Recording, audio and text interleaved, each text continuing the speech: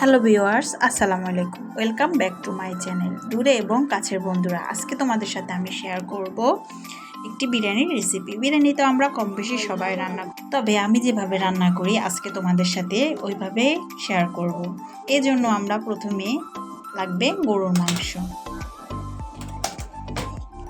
আমি এখানে 2 কেজি পরিমাণ গরুর মাংস নিয়েছি। অবশ্যই গরুর মাংসকে হাড়, চর্বি, তেল সহ নিতে হবে। এবার মাংসগুলোকে আমি একটি হাঁড়িতে নিয়ে নিব।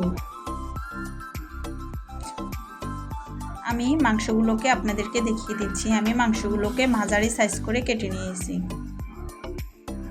এবার এর মধ্যে আমি একে একে সব মশলা অ্যাড করব। এখানে আমি দিয়ে দিলাম 1 কাপ পরিমাণ পেঁয়াজ কুচি।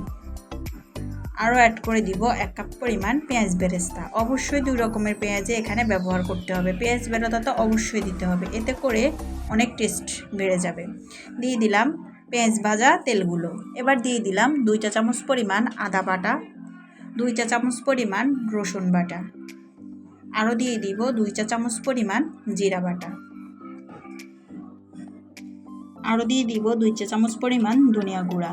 এবার দিয়ে দিব 2 চা চামচ পরিমাণ মরিচ গুঁড়া। আরও দিয়ে দিব 1 চা চামচ পরিমাণ গরম মশলা গুঁড়া। আর দিয়ে দিব হাফ চা চামচ পরিমাণ গোলমরিচের গুঁড়া। এবার দিয়ে দিব পরিমাণ মতো লবণ। দিয়ে দিলাম 1 কাপ পরিমাণ টক দই। অবশ্যই টক দইটা ব্যবহার করতে হবে। আর টক দই যদি না থাকে তাহলে আপনারা এর পরিবর্তে তরল দুধের সাথে একটু লেবুর রস চিপে দিয়ে দিবেন। দিয়ে দিলাম গরম মশলা। এবার দিয়ে দিব 7-8টা কাঁচামরিচ। দিয়ে ভালো করে হাতের সাহায্যে মেখে নেব। ভালো করে মেখে নিতে হবে, এতে করে মাংসের ভিতরে সব মশলা ঢুকবে।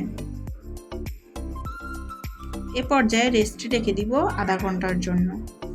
এবার চুলায় বসিয়ে জাল ধরিয়ে দিব। ঢাকনা দিয়ে ঢেকে দিব 10 মিনিটের জন্য। মাঝে মাঝে ঢাকনা উঠিয়ে নেড়ে চেড়ে দিব।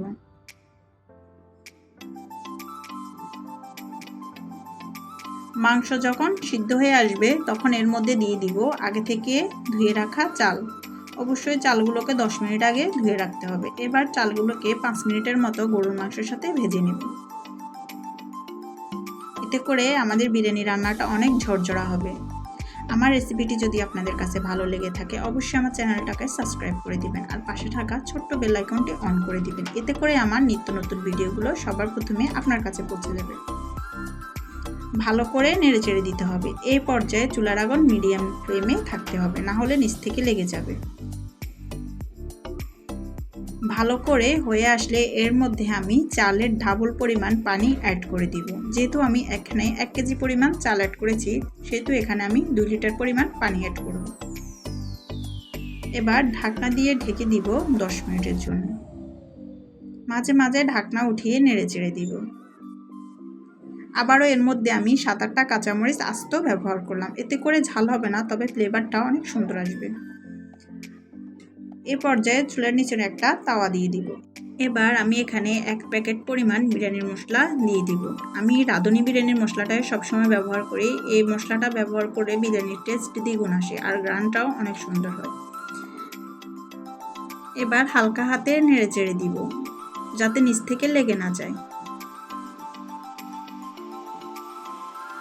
ভালোভাবে মশলাগুলোকে মিশিয়ে দিতে হবে। এবার 2 পাশ থেকে চালগুলোকে উঠিয়ে দিব, যাতে করে সবগুলো চাল একরকমভাবে সিদ্ধ হয়। আমার বিরিয়ানি প্রায় রান্না শেষ। এবার আপনাদেরকে দেখিয়ে দিচ্ছি কতটা ঝরঝরা এবং পারফেক্ট হয়েছে। অবশ্যই দেখে বুঝতে পারতেছেন কতটা লোভনীয় ও টেস্টি হবে। বাসায় অবশ্যই এভাবে একবার ট্রাই করবেন, দেখবেন সবাই অনেক পছন্দ করবে। অতিথি আপ্যায়নে এই রেসিপিটি আপনারা শেয়ার করতে পারেন। এই রেসিপি ফলো করে আপনারা চাইলে 4-5 কেজি চালও রান্না করে নিতে পারেন। ধন্যবাদ সবাইকে এতক্ষণ আমার পাশে থাকার জন্য।